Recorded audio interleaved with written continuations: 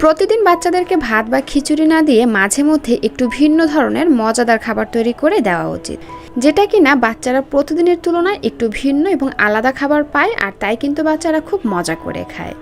তো আজকের পর্বে আপনাদের সাথে বাচ্চাদের জন্য খুবই পুষ্টিকর ও মজাদার একটি পায়েস রেসিপি শেয়ার করব। এই পায়েসটি বাচ্চা না, সাথে বড়রাও খেতে পারবে।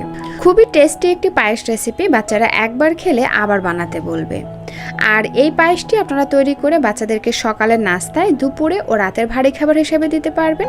চাইলে কিন্তু বাচ্চাদেরকে মধ্য সকাল কিংবা বিকালের হালকা নাস্তায়ও দিতে পারবেন। তো এখানে আর কথা না বাড়িয়ে চলে যাচ্ছি মূল পর্বে। তো প্রথমেই চলে আসলাম চুলায় একটা প্যান দিয়ে তার মধ্যে দিয়ে দিচ্ছি 300 ml গরুর দুধ। তো গরুর দুধটা কিন্তু বরফ, তো প্রথমে আমি চুলাটা অন করে দিয়ে বরফগুলোকে গলিয়ে নিব। তারপরে চুলার আঁচ মিডিয়াম আঁচে রেখে আমি এই দুধের মধ্যে ভালো করে একটা বলক এনে নিব। তো যাই হোক, দুধের মধ্যে কিন্তু খুব ভালো করে বলক চলে এসেছে। এই পর্যায়ে ভালো করে নেড়েচেড়ে মিশিয়ে নিয়ে আমি এর মধ্যে দিয়ে দিব সুগন্ধি পোলাওর চাল। আমি এখানে প্রায় আমার হাতের 1.5 মুঠ পোলাওর চাল নিয়েছি। চালটাকে খুব ভালো করে ধুয়ে পানি ঝরিয়ে নিয়েছি। আর অবশ্যই চালটা কিন্তু খুব ভালো করে ধুয়ে কিছুটা পরিমাণে পানি দিয়ে 10 থেকে 20 মিনিটের জন্য ভিজিয়ে রেখে দিবেন। এতে করে চালটা খুব তাড়াতাড়ি সিদ্ধ হয়ে যাবে। আর চাল দেওয়ার পরে কিন্তু খুব ভালো করে নেড়েচেড়ে মিশিয়ে দিবেন, তা না হলে কিন্তু চালগুলো দলা পেকে যাবে। তো যাই হোক, সুগন্ধির জন্য আমি এর মধ্যে দিয়ে দিচ্ছি 2 থেকে 3 টুকরা দারুচিনি এবং 2-3টার মতো তেজপাতার মাছ বরাবর ছিঁড়ে দিচ্ছি। তো তারপর হচ্ছে নেড়েচেড়ে ভালো করে মিশিয়ে নিব। আর এই পর্যায়ে চুলার আঁচ মিডিয়াম আঁচে রেখে ঘন ঘন নেড়েচেড়ে আমরা চালটাকে খুব ভালো করে সিদ্ধ করে নিব।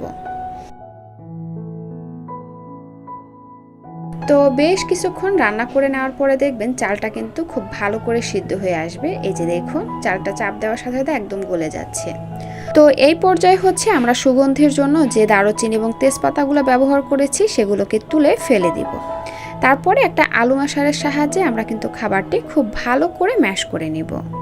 আপনারা এখানে আলু ম্যাশারের সাহায্যে চাইলে কিন্তু ডাল ঘুটনি দিয়েও খাবারটি খুব ভালো করে ম্যাশ করে নিতে পারেন। এতে করে আমাদের পায়েসটা কিন্তু অনেকটা ঘন হয়ে আসবে। এই যে দেখুন কতটা ঘন হয়ে গেছে আগের থেকে। তো দর্শক, পায়েস যেহেতু মিষ্টি একটা খাবার, ডেজার্ট আইটেম, তো এই খাবারটি মিষ্টি করার জন্য আমি এর মধ্যে দিয়ে দিলাম পরিমাণ অনুযায়ী চিনি। আপনারা এখানে চিনির পরিবর্তে চাইলে কিন্তু তাল মিশ্রিও ব্যবহার করতে পারেন।